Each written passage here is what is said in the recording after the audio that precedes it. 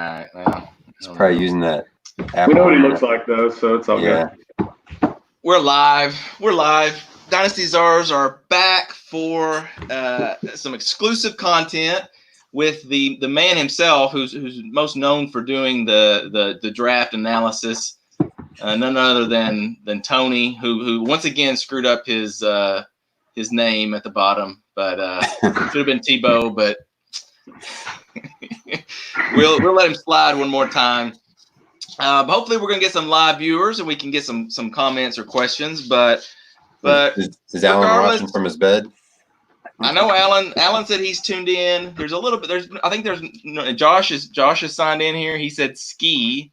I'm not sure what ski means, but where do I see that stuff? How do I see the comments? I don't think you can. I can, but I'll definitely let you know as we get comments. I see the ski. So. Oh, you see it? Okay, yeah. Simon, can you see that too? Then, all right. Oh yeah, I see. Can you hear me, Tony? That's over in the private chat, or you got live comments. I see. Yeah. Yep.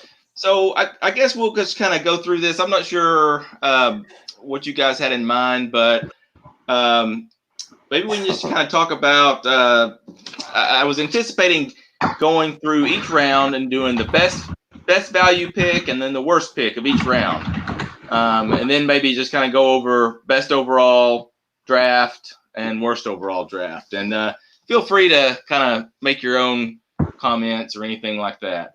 Josh said I need better Wi-Fi, so I must be. Can we not comment back to Josh?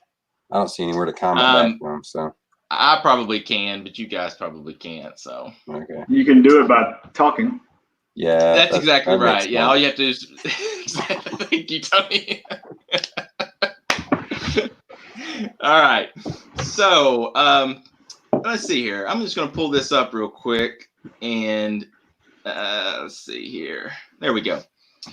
So I don't know if everybody can see that, but those are the picks that everybody made. I'm sure Tony and Simon have their own notes, so I won't leave this up the whole time. But first topic, I'm just going to jump into it, is best value pick of the first round.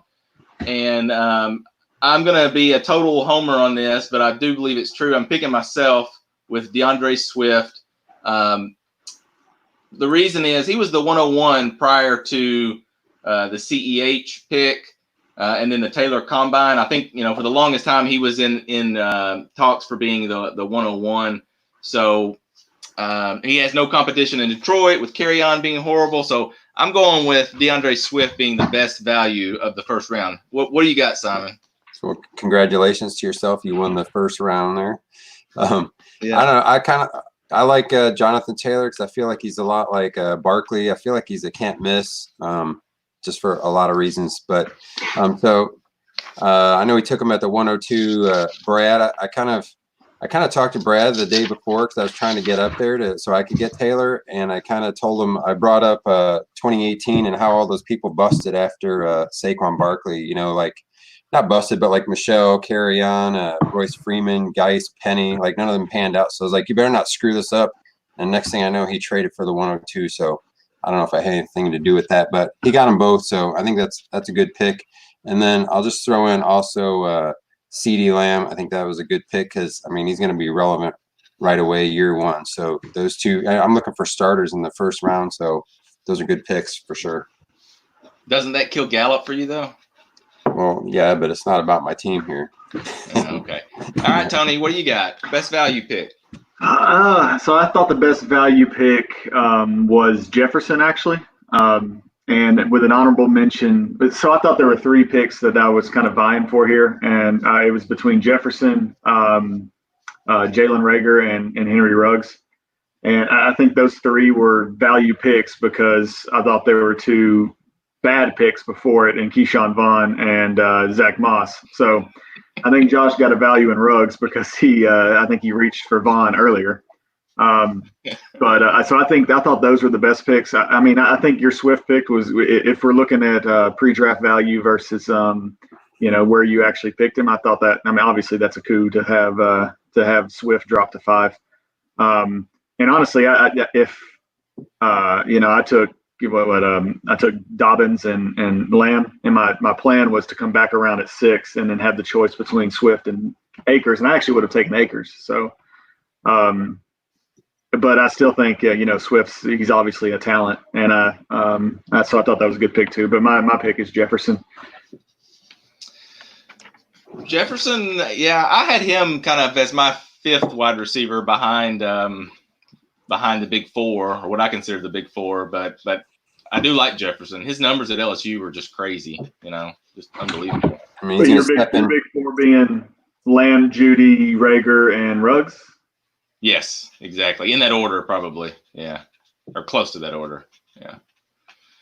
All right, so we were kind of across we kind of had some different opinions on that. I think we may all have a similar opinion on this next one. So this is going to be worst pick of the first round. Okay, I will let Tony start this one off.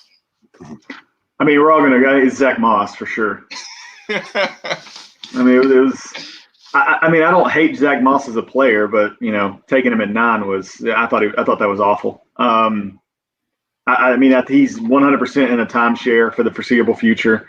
And, there's a good chance that he's, relegated to, he could be getting 5 to 7 touches max a game at this point. I think the Bills like Singletary.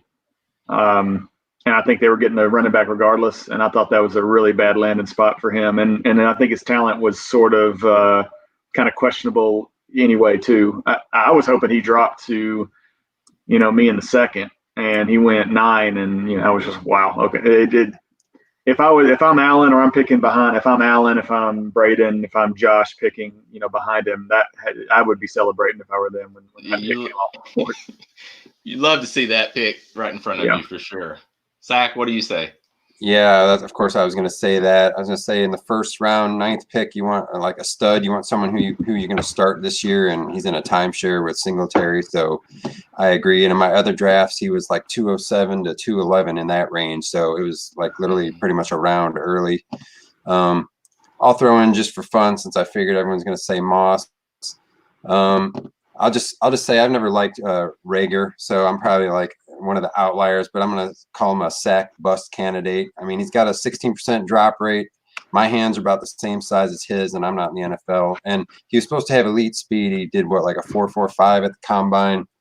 He can jump good and stuff, but a lot of his stuff you see on film, he's just catching stuff wide open. So sure, he's going to get open a little bit like Tyreek Hill, but he's not Tyreek Hill. So I just see him, he's like a gadget player to me. So I just don't see it, but I'll call him my bust candidate and worst value pick of the round. Well, I like his landing spot, but yeah, I'm gonna go with Zach Moss too. I think Singletary is okay. The good thing for Zach Moss is he caught 28 of 29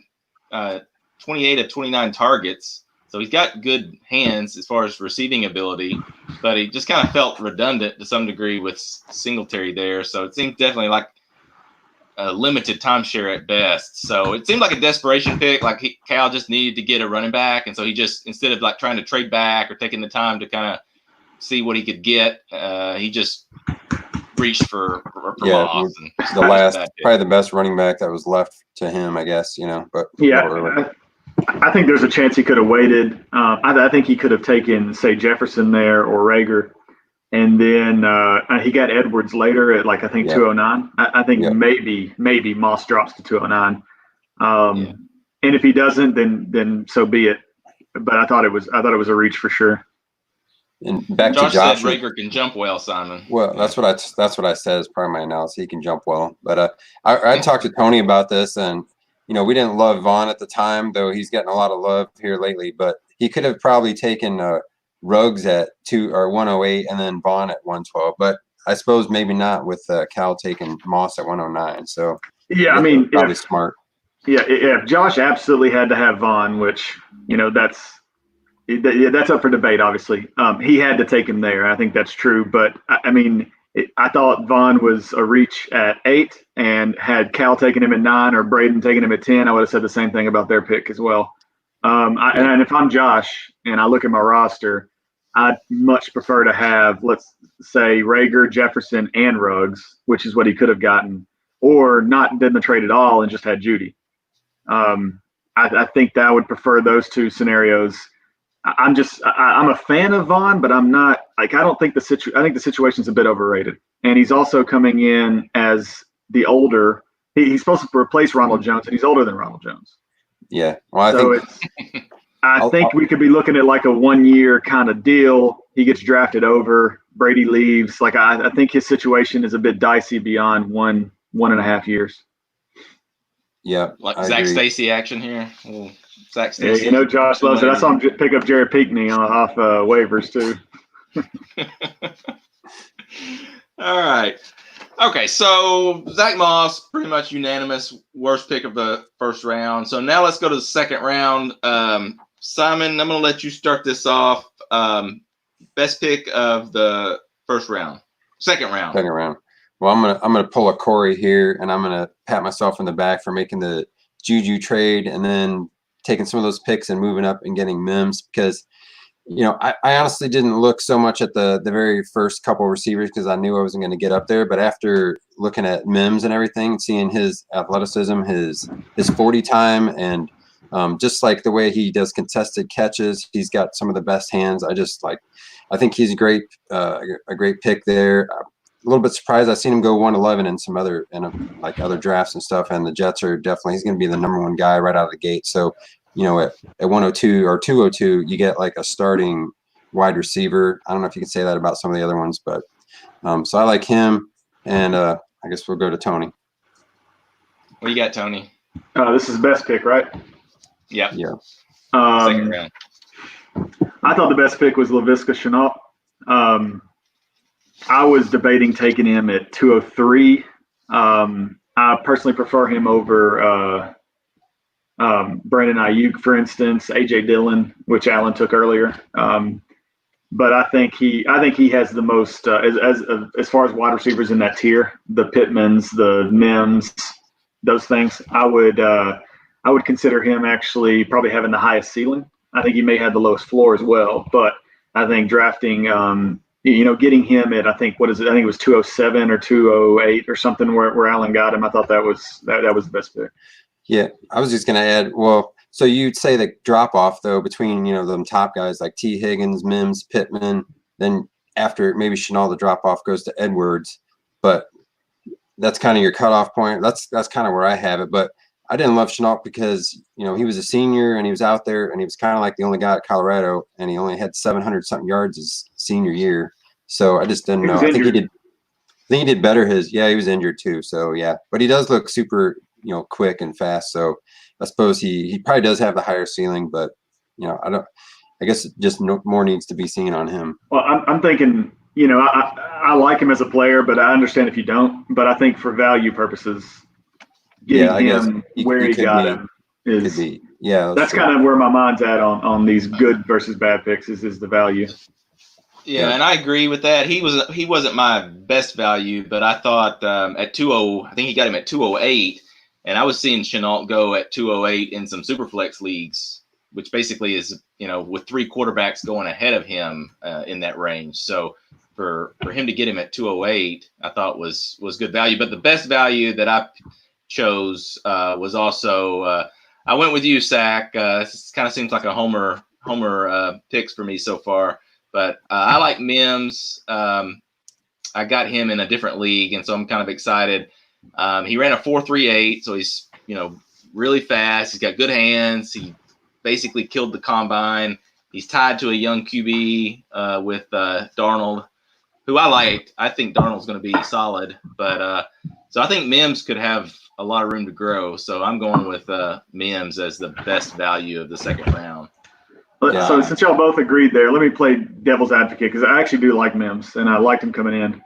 But I think the biggest thing that concerned me with him was I like to place a lot of value on what the NFL looks at and what they consider good. And Mims was, I can't remember what number he was receiver off the board, but it was really low.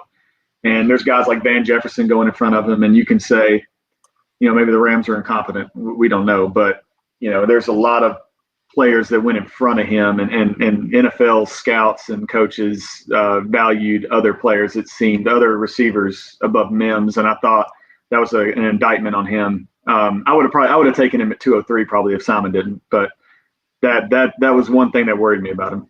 But you're right. I have that. He was like the 14th pick of the second round of skill position players. So yeah, there's 13 ahead of him of running backs and receivers. So yeah, that is true.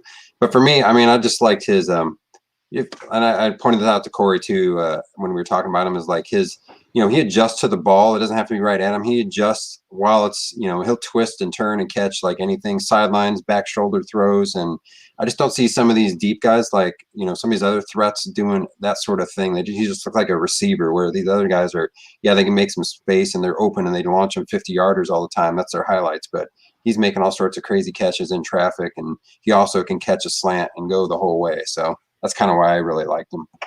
He looks nifty. I kind of ding him a little bit just because he went to Baylor, and it just doesn't seem like any Baylor wide receivers pan out. I don't know. I may be wrong about that, but it just seems like, I don't know. Think about Kendall Wright and just some of these other Baylor receivers. And he was a senior coming out too, so that doesn't help him that his age is, 23, almost 23 probably. So, but yeah. All right. So now let's do did we all do best? We all did best value, right? Okay. Yep. So now we're going to do worst pick of the second round. So I guess I'll start this one off. I'm going to go with a D's Nuts pick in A.J. Dillon. He ran a 4.53, which actually at 247 pounds is fairly impressive. But in college, he had a 5.3, 4.9, and 5.3 yards per carry in his 3 seasons. And that's at Boston College, Big East school that's, just not superior competition. I figured he should have had higher yards per carry. He did not catch the ball. 13 receptions is his high in a single season.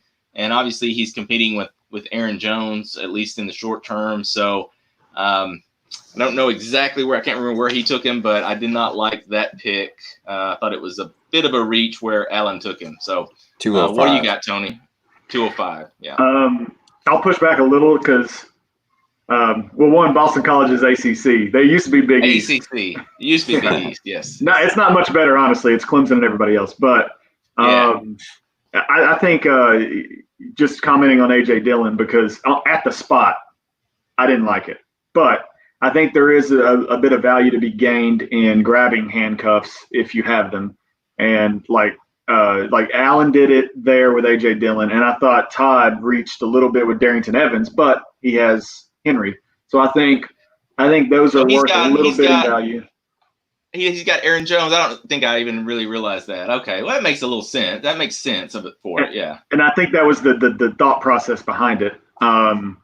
I think he probably could have flipped Chenault and Dillon and got him and flopped him, but he got those two guys, and that's fine. He got him anyways, yeah. Yeah, I agree at 205. Dillon is probably being drafted too high, but I would say I guess there's a little bit of value in trying to get a handcuff. And Allen's been riding that strategy since he was a toddler. So he's never had a running back where he didn't have the backup. So anyway, so back on subject. So my worst pick, and I thought it was pretty cool. I thought it was an easy choice here, is Lynn Bowden. I thought that was not a good pick. So for a few reasons. One, I think we're all SEC fans. We've watched Lynn Bowden. He was great playing that Wildcat quarterback, but he's at the end of the day, he's not a running back, and that's what the Raiders are trying to pencil him in as. So at the very least, he appears to be a gadget player. He's also got he's a pass catcher with Jalen Richard's already there, and then they have Josh Jacobs, and he was heralded as a pass catcher coming out of college. So the opportunity doesn't seem to be there either, as well as he's just kind of a tweener. And then I thought and then also Braden took him, and Braden had just taken Antonio Gibson, which kind of fills the same lane as Lynn Bowden. So I think both of them as players that are worth taking shots on, but I don't know if it's worth taking shots on both of them. I think you're almost wasting your second round by trying to grab these kind of gadgety dudes that, could have high upside, could not. I think Gibson has more than Bowden, but I think grabbing them both was probably not the best way to go about it. And I just thought I think he took him at 2. It was 213. 213. But anywhere in the second round, I say it's a reach for Bowden.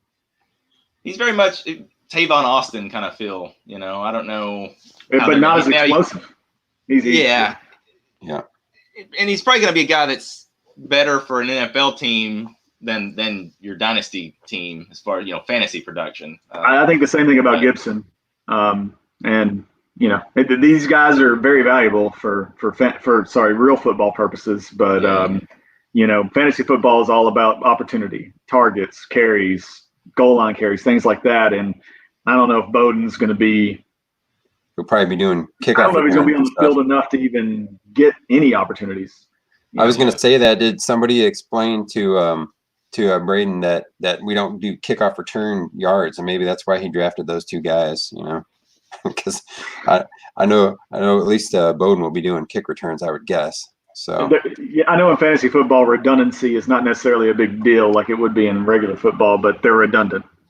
Those two players. Yeah. So what do you got, Simon? I'll go back. I know we already talked about A.J. Dillon, but that's the one that stood out to me. I feel like, I don't know what the Packers were doing in this draft, and this guy's got a ton of miles. He's just like a huge guy. I guess they're just saying they're not going to pay Jones here when his time's done, but I don't really see him as a replacement. I guess what's the coach's name? I guess he's trying to get like his. I heard someone mention like LaFleur. Yeah, he's trying to get his Derrick Henry, but he's definitely not Derrick Henry. He's way slow. If he gets into the secondary, he's not going to go 80 yards like Henry. So, and like I said, or Tony said, terrible situation. I don't know if he's even going to play this year hardly. So, I guess goal line back or something, but 205. Jamal Williams still, right?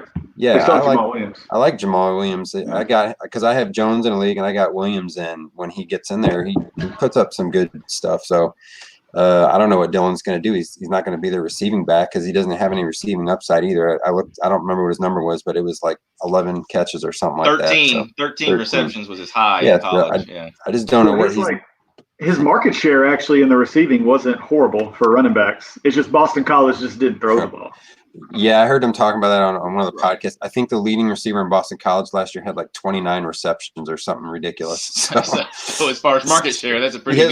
He had like 50%. So he had one of the higher market shares for a running back. He just didn't. It just didn't transfer to like actual like volume. Yeah. So anyway, I agree on that one. All right, Simon, we're going to let you lead off. Best value of the third round. Who you got?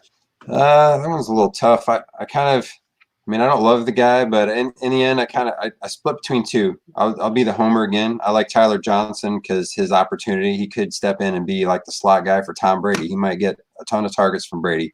But the other guy I picked really probably over him was Claypool. And there's, some people thought he might transfer to like tight end position, but I think the Steelers are really going to try and use him on the outside as the deep threat. So is one of the deep threats because he's just a big guy and everything. So I kind of, there's not a ton of great options, I don't think, in the third round, but I was kind of looking for people that are going to step in and probably be a starter. So I think he's got a chance to be a starter. So that's pretty good. Those two guys for the third round.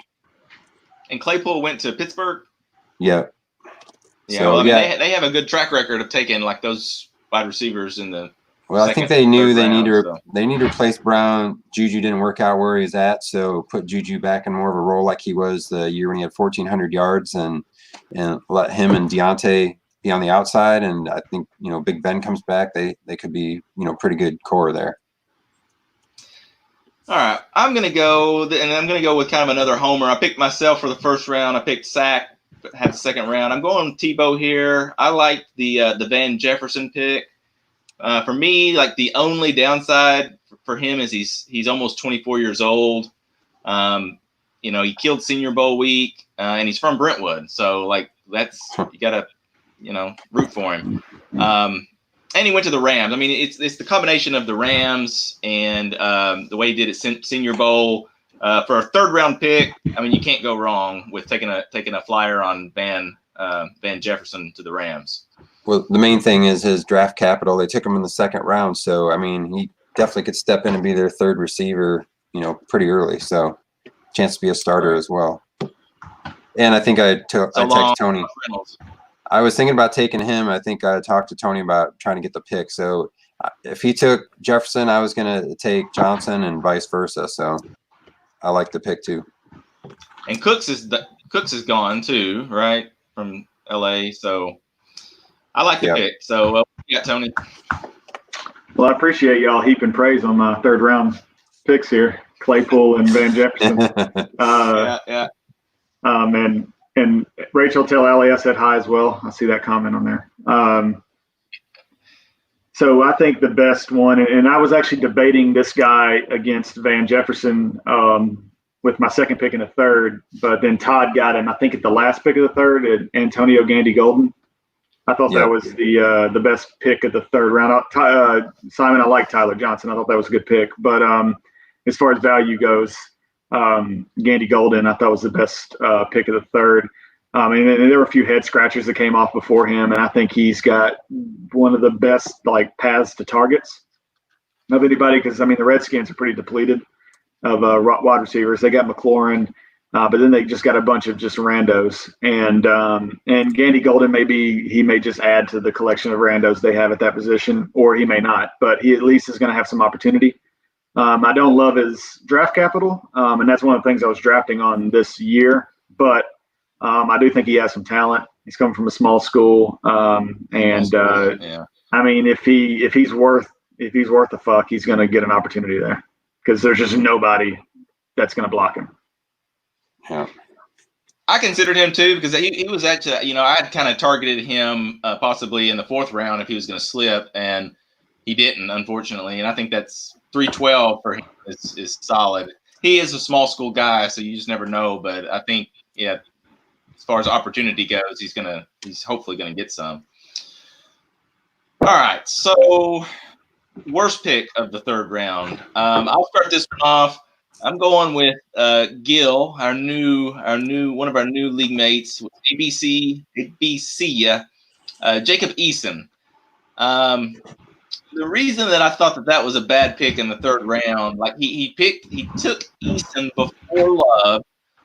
And remember, this is a single quarterback league, so I definitely think I don't know if either one of them is going to pan out, but I definitely think Love has much higher upside than Eason as far as a single quarterback league. It's just too early for what appears to be just a game manager quarterback. I just think that was kind of a wasted pick in the third round, not really worth a flyer at that point. So I'm going Jacob Eason. What do you got, Simon? I want to just say on Eason too. I had I hadn't watched him play much, but I watched some of his highlights, and literally his highlight reel, if you watch it, he locks in on one guy. He never looks around at anything, and he just throws it to that one guy. Every single highlight for 20 highlights in a row, it's just locking in on one guy. So I didn't love him. But speaking of quarterbacks, you did take Love and you took Hurts. So I'm just trying to prepare myself. You guys might just pull a rug out from under us and make this a 2 QB super flex league or something. You want to state that here, or I don't know why all these quarterbacks were taken at this point, and the one. Well, QB I didn't take league. those in the third. I didn't take them in the third round. True. Well, you got him, and I guess you did get Hurts, but Hurts was probably more of a handcuff for Wentz since he can't stay on the field so much and whatever. So third round, worst pick. Let's see, what do I got here? Well, I'd say just as far as value, and maybe Tony's going to agree with me, but Peoples-Jones, I don't know why you would take him at 301. He's definitely slated to be a kick returner at, especially where he was taken in the NFL draft. I think it was 7th round or something. But at 301, that guy is not really. I don't see him doing a whole lot other than kick returns this year. So I'd say that's the worst value pick right there of the round. Tony. All right, what do you got, Tony? Y'all stole both of mine, and they're both from Gil. He had the worst draft for sure. It wasn't even close. Peoples-Jones was a terrible pick. I think he was a 6th rounder, and there were still 2nd round wide receivers that probably were better than him still on the board, like in Claypool and Van Jefferson. Yeah, and Gandy Golden. All those dudes look better, and he took him first of the third. And then Eason, oh my God! The league is obviously moving a certain direction, and these types of QBs are dying. And Eason's not even a good version of the type of QB that's dying. He's awful. He's terrible. There's no way he's going to be any good. And maybe Gill's a scout. He had an eye for talent. I don't know, but both those picks were shit. I would have said that Peoples Jones was the worst of the two, just because it was earlier. But yeah, I agree with both of y'all. Those were the two that I was locked in on, so I'm not surprised that y'all said those. Yeah. Sorry, Gil. Welcome to the league. So now we're going to move on to best value of the fourth round. I'll start this one off. I couldn't decide, and I just chose both of them, and they actually happen to be the same owner. I'm going with touchdown there picks in Adam Troutman and Anthony McFarland. I think Troutman was, there were probably 2 or 3 tight ends that you could consider the top tight end, just depending on your preference. A lot of people had him as the top tight end on the board. And just to be able to take the best tight end in the fourth round, just to take a flyer on a tight end, I thought that was great value. McFarland, I don't know if he's going to be good or not, but, Pittsburgh is a good landing spot for running back, I think, given the question marks with Connor. He ran a 4.44. Yeah, 7.9 yards per carry his previous year. He took a step back at 5.4 yards per carry this year, but I'm not sure exactly why that was. I didn't really study that and look into that too much. But going back to Troutman, obviously New Orleans is a pretty good landing spot, at least for a couple years with Breeze. So I like Troutman and McFarland in the fourth round. What do you got, Tony?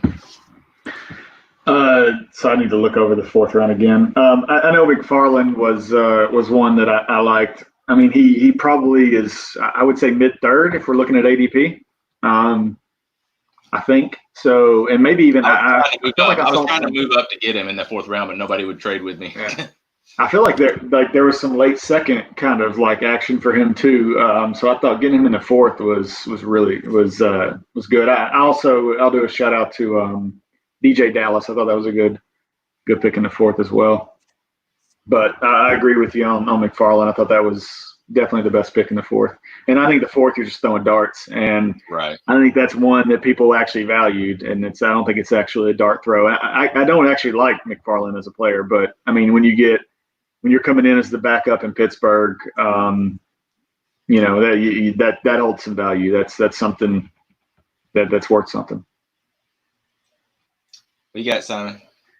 I agreed with Troutman for the same reasons. Plus, he's on the Saints, and I'll give Corey some love for Jalen Hurts because he could definitely pan out, and who knows what's going to happen with Wentz. So I think that was a good pick there. You're trying to get starters. I mean, he may not start this year, but he could have a long NFL career for sure. So those two are my picks. All right, so we'll move on to the worst pick of the fourth round. It's interesting that you said Hurts because I actually chose him. I'm picking on myself a little bit. I chose Hurts as the worst pick, and I say that probably because I think he's probably going to end up being just a gadget player at best. I could be wrong, but I don't think he has a strong enough arm. I really just drafted him as the Wentz handcuff, but he does have some upside, so it's not a horrible pick. As Tony just said, we're talking about fourth round flyers, it doesn't really matter. Honestly, I don't value fourth round picks really at all. I mean, you think he's going to be like Taysom Hill for them, or I feel like he might have a chance to be a starter, Well, I say there's a possibility that they could use him in some things like that. I think more of like gadget plays with him at quarterback. I don't know. I mean, I think they are going to try to get him on the field some. I just don't know that he's going to be like your typical NFL quarterback. But I don't know. I guess when camp starts, if he's taking like number 2 reps, then maybe Yeah. What do you got, Tony? You shouldn't hate on yourself for the Hurts pick. I think it's not bad. If he gets switched to tight end like Taysom Hill should, I know Josh is listening. Taysom Hill needs to be a fucking tight end in this league. I'm lobbying for it now. And he has the power. I thought Hurts was a fine pick at that spot, but it's hard to really criticize any pick in the fourth. I mean, I think you're drafting probably guys that you want to not see the waiver wire and not have to bid for. So I don't think you're really expecting much. So there was like 2 dudes that kind of like, I don't know. I guess I would criticize. Thaddeus Moss was undrafted, so I think that's kind of not the greatest pick. And then I don't even know who Isaiah Coulter is. So, I mean, the two of Rhode those guys, Island. it's hard to criticize anybody drafted in the fourth. I mean, it is what it is. It's the fourth round of a rookie draft. Right. But if I had to pick two, it'd be those two. All right, what you got, Simon?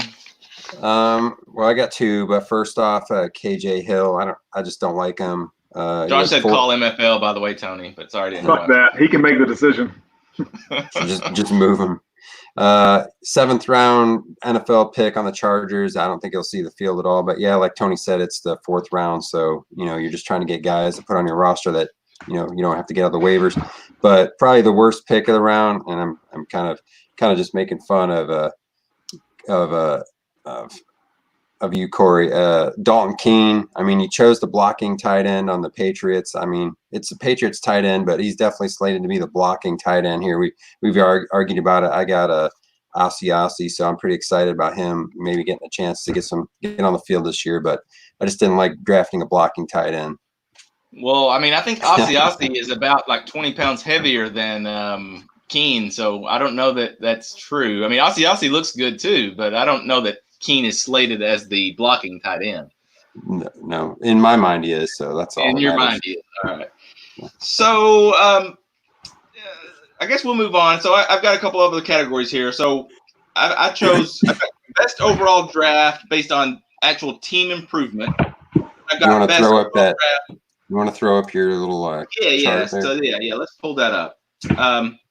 So let's pull that up. So you can see the actual draft picks here for each team. And so who I'm picking as best overall draft for team improvement is our guest here, Tebow Take the Wheel. I mean, and some of that is just because he was fortunate to have a lot of high draft capital. But, you look at Dobbins, Lamb, Akers, and Higgins. I think those are four guys that possibly could have immediate impact. And then Tua in the long term, Claypool and Jefferson. I mean, I think those are solid picks too. But just as far as immediate bang for your buck, I definitely liked Tony's draft there. What do you got, Simon? I agreed. I picked Tony's because yes, those guys all top four could be starters right away. And then we had talked about Claypool and Van Jefferson as good picks. So I got Tony as the best, and I kind of like second Josh's picks, I guess. Vaughn will see the field some. Ruggs, Ayuk, that's pretty good. And, I've taken Herbert in some super flex. McFarland, he could be, a main back there since they really don't have anything ahead of him except for Connor, who gets hurt all the time. So, and then Troutman is a good pick also on the fourth. So Tebow first, and Josh's team probably did the best to help himself second. All right. What do you got, Tony? I'm looking at this list. Hold on. So I have the draft pulled up here. So I would have shouted out Josh. I think he had a good draft other than Vaughn. But it looks like straight cash homie you have is Gandy Golden. I think that's Cromartie, right? Yeah, straight. That's Brad, right? Straight cash homie. Yeah, the $3 signs is straight cash homie. Yeah. All right, so I think Gandy Golden's Cromartie, but other than that, I thought Brad got Edwards-Helaire and Taylor.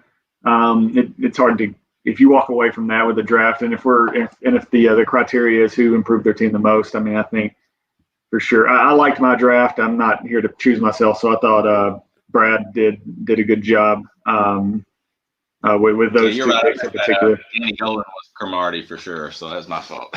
But honorable mention, I thought, like I said, other than Vaughn, I thought Josh had a strong draft. I think he got value at basically every pick that he made. Ruggs at 12 is really good. Ayuk, first round draft capital at 204, that's good. Herbert, late third, good. McFarland, I mentioned that. I like that. Troutman, I think one of y'all picked them. Those are all good values.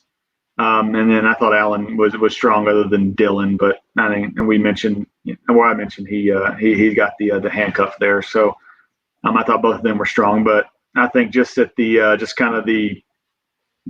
just because I think the top tier of Brad's draft is just so much better than probably everybody else, I would pick him.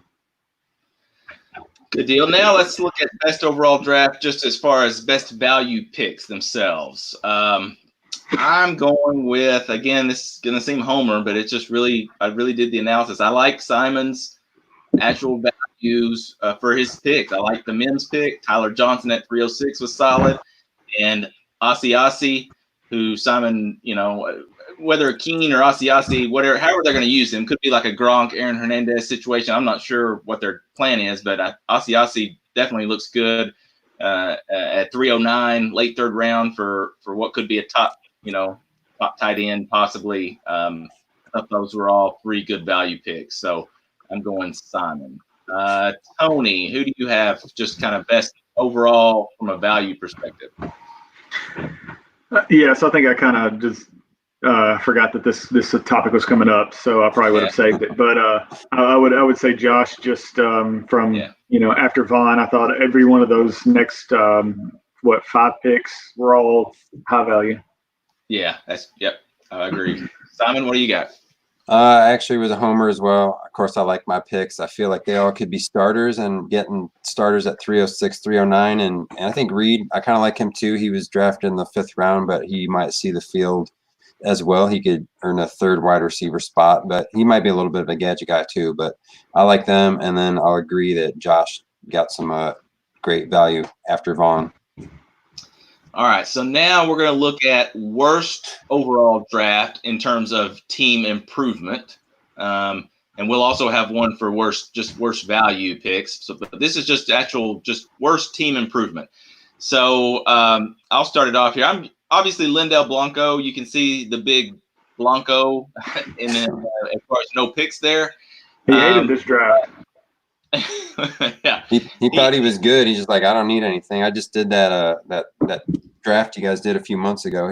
He built his team the way he wanted. So he chose the players instead of the picks in the start or the whatever we called that. I can't remember what we called that draft. But outside of Lindell, I'm going with ABC and Vinegar Strokes. ABC, we talked about that. Peoples-Jones and Eason just kind of both being bad picks, and those were the only picks he had in the entire draft.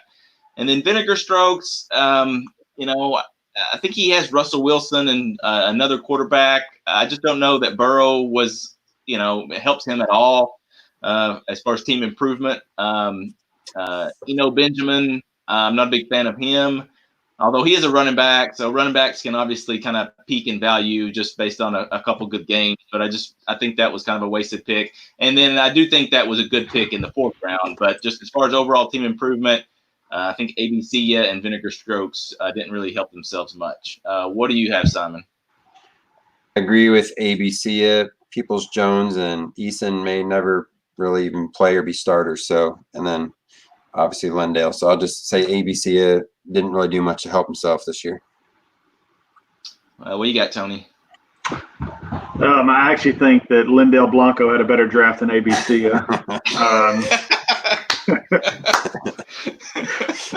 That may be the worst draft I've ever seen. I mean, I can't go with anybody but him. It was terrible. Nice. Is my picture better? I think my computer was unplugged. That may have been a problem. Okay. Yeah. So it was just because my computer was unplugged. Alan said it's like Jimmy drafted for trade bait. So, I mean, that's not a bad strategy if Jimmy traded. Yeah. I mean, if Jimmy traded. Yeah. Because I think Burrow was a fine pick there. He obviously has Russell Wilson, but if you're employing the Todd strategy of just getting quarterbacks mid-second and trading them away, I mean, it's not bad. Not a bad strategy. If this were a super flex league, then that would have been a great pick. I think Burrow is going to be a stud from day one. So I think he's got him. It's a good problem to have, but he has more problems in other parts of his roster. I think that's what I'm excited about T. Higgins too. I think that entire Cincinnati offense could be, pretty good. I think Mixon can play well, I was gonna say at 207, and yeah, he was gonna be good. But I think I actually took a little shit last year for getting Kyler Murray at 112. That was too early for a single QB league. I still like that pick there. No one gave you shit. I think Corey did. Did you not, Corey? I don't know about that. I mean, it's a little high, but I mean, it's probably working out for you. So yeah, it's all right. Alan says maybe Jimmy is going to vote yes to change this league to Superflex now. So that Yeah, maybe we've got there you on go. board with the Burrow pick. I like that. Jimmy's playing chess, not checkers around here. All right, Same so as Corey now, too, drafting all those QBs. Yeah. You know where it's going. Well, with Corey and them, they can just say it is, and it is. So. So now we're going to say worst value picks. I'm going Brady likes softballs, which I think is probably possibly the easy pick. I think Edwards wasn't a horrible pick at 209, but just the Zach Moss pick was just probably so bad that he wins for me. 409 took Bryant. I mean, I don't really care about that, but I'm going Brady likes softballs. What do you have, Tony? Just worst pick, worst draft from a value standpoint. I won't pick on Gill anymore. So I would have said Cal as well, but if I'm going off, if I just get off of those two and just try to like kind of be different, I would probably go Rafi bombs. I like Jefferson, but outside of that, Gibson's fine, I suppose, but I think he's just on the path. Bowden already mentioned. I hate that pick, and I mean, I don't know who the fuck is that. So I would go him, Rafi bombs. What you got, Simon?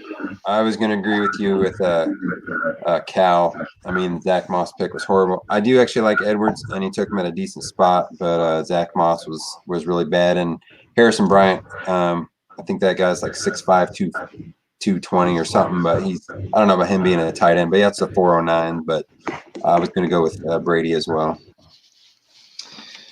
All right. Well, I think we're about 50 minutes into our show here. It's probably a good point to wrap it up. I did have the draft. I'm sorry, some recent trades, but maybe we can save that for next time.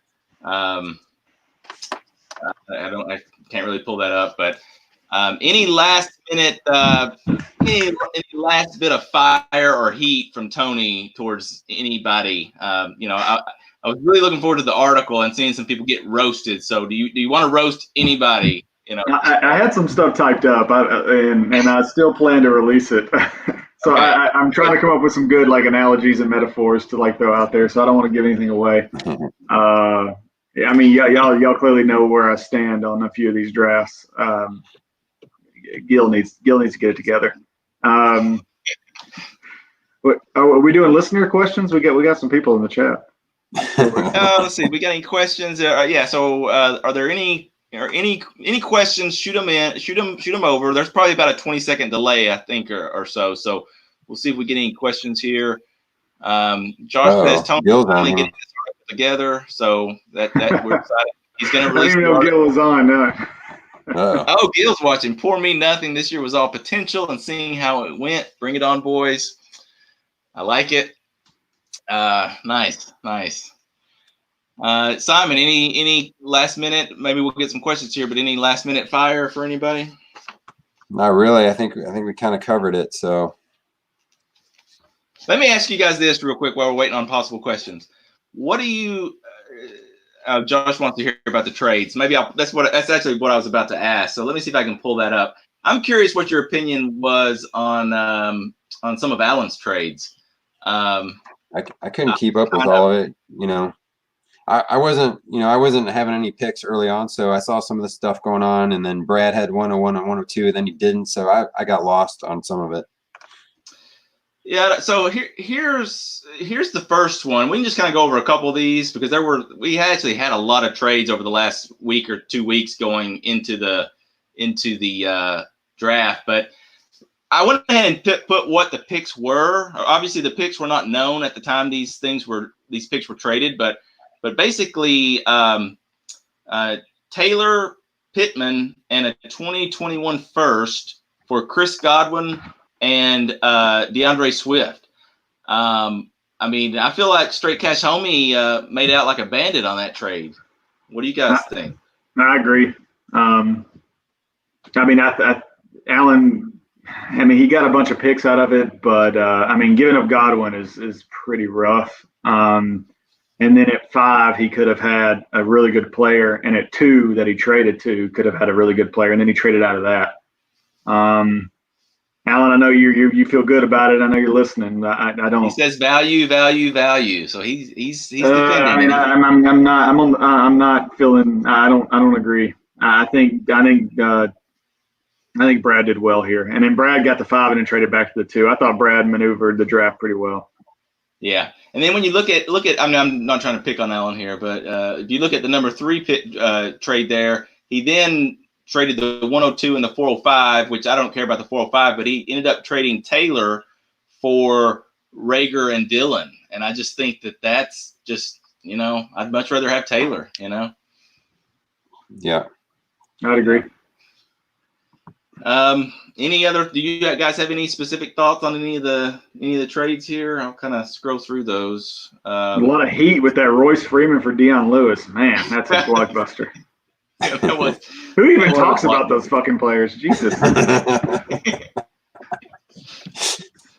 I liked my deal. I thought I thought giving up the 108 and the 112 to move up to the 105. I just was desperate to get that I just wanted one of those top 4 running backs, or 5 running backs. So I think you're like you pretty much like spread. You're good on a receiver too. I mean I think that was fine for sure. You gave up a lot for Juju, but I mean you're in win now. So yeah, there's the Juju. So Josh gave up Jerry Jeudy and a 2021 first for Vaughn and Ruggs. We kind of talked about that a little bit earlier. I kind of think I prefer Jeudy in the first. I can understand Vaughn and the Ruggs, but I think I'd prefer Jeudy. I definitely agree. I'll take Jeudy in the first over Vaughn, and then Ruggs, we'll see what happens with him, but definitely Jeudy there. Yeah. For Todd, I think Todd for sure for his team I think he's probably really happy with that trade. Yeah, I'm sure he smashed accept on that one. Mm-hmm. There's the Juju trade. I only gave up 1 first, 4 seconds, but I'm trying to make a push. So whether it was too much or not, I don't really care. I liked it too because like I said, I don't know if I'm going to compete this year, so I didn't mind moving him and getting you gave me that first for next year, which is possibly the 101. So that was kind of like the thing. Oh, is it? Yeah. Right? Scroll back up. Wasn't it Lendale's? Oh, is it Lendale? Well, his team's not bad. Okay, it's not. I thought you were taking a shot at my team. You're right. It is Lendale's. Yeah. So. Yeah, that kind of made it. And ABC is second. That could be an early one. So. And then I don't mind. I kind of prefer Simon's side of getting Mims in this trade. You gave up the 206, which ended up being Gibson, and then a future 2021 second. So you got Mims. I like that. I did too. I mean, I wanted a starting receiver out of that, and I didn't see anyone after Higgins and all them were going to go. So I just didn't see I was going to get like a guy I was super happy with. So. Thank you for making that trade, Rafi Baum. So hopefully you're building your team, so you got another second for next year. So I like it. I thought it was. I thought that was a smart move by Cromartie to grab John Ross on the cheap. I mean, he didn't really give up anything, and he got John Ross. So I did it in a super flex. I traded a third away for John Ross as well. So yeah. Yeah, Todd's just trying to he just needs receivers, and he's just grabbing them where he can get them. And then, I mean, Todd makes enough trades that no matter how much capital he gives away in future drafts, he can always, deal his way back into that draft because he's got a knack for, making deals. He pushed some of his picks out to 2021. I thought he could really have made an even bigger push for 2020, but it feels like he delayed some of his picks this year, which I guess that's a strategy. I've done that before and it's bitten me. But I don't know how many first he's got next year, but it's several. He's got 3 first, so I mean he can make a move. There's people that got people like Devontae Adams that could help out a team like that. So. Are you trying to? Yeah. Well, I don't know. I've thought about it, but we'll see when the season starts. If I'm not in it, then Adams is 28, but I feel like he's going to be a stud this year, and for sure. But he's 28. But I think Rogers is going to feed him, just to prove a point. So I think it could be a good year. Rachel had a question. Is it hard to carry on now that Jennifer is gone? So I'm gonna step back from that question. I'm gonna whatever the proper word is. I'm gonna remove myself from that question and let you guys answer that one. I guess it's easier because Corey broke up the dynasty, broke up the team that probably should have won it every year. We definitely split up a lot of the talent amongst the other players. So I'll say I'm glad she's gone because I participated in the dispersal and it was I liked having Eric's team not completely dilute the entire pool with bullshit. So there was some good value at the top with Jennifer's team getting kind of put out there. Yeah, I'd say you're probably happier with your team now, right? For sure. Oh, absolutely. It was a good decision, in my opinion.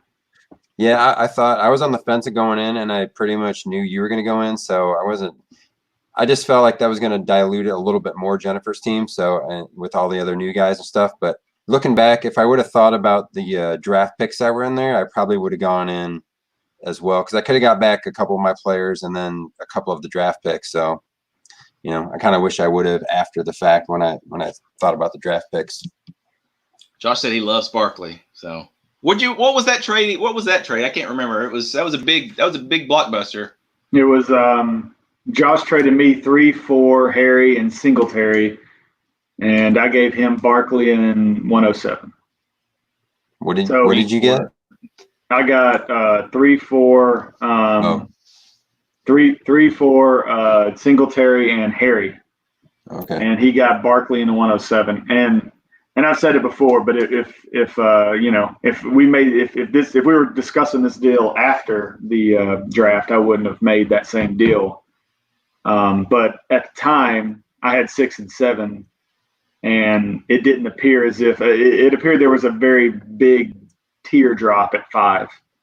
And after the draft happened, obviously the tier kind of backed up to 7, which would have been perfect. I would have been able to get 2 of the 7 studs that everybody thought was in the draft.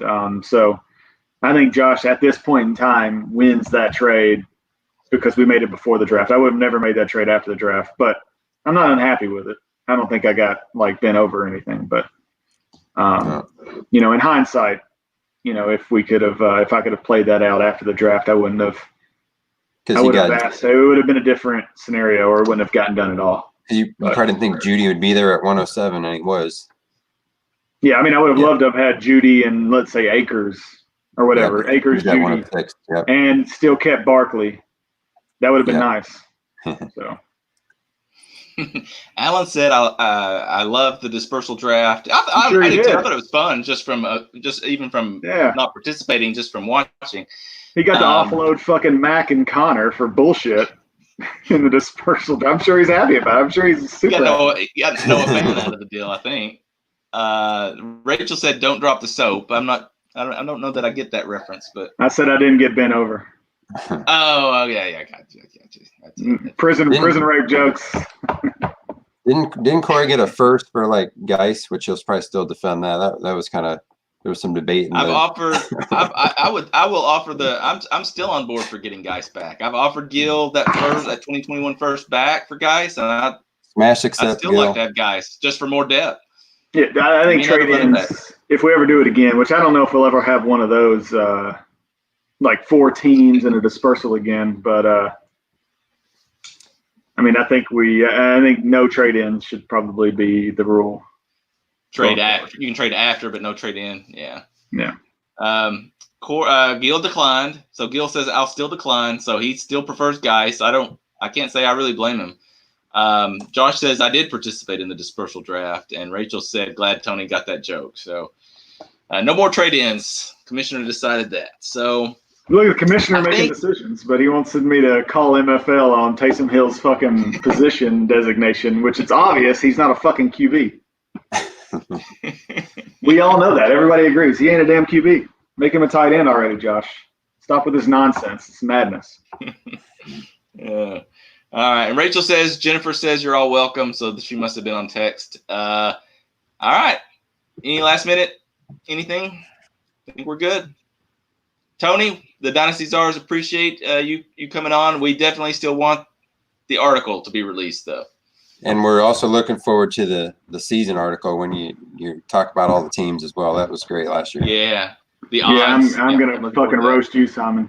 to And you better be wearing your mask in public, motherfucker. that. No, All right. Go ahead. All right. See no, y'all. that's it. I'm good. All right. All right. Yo, bye. Bye.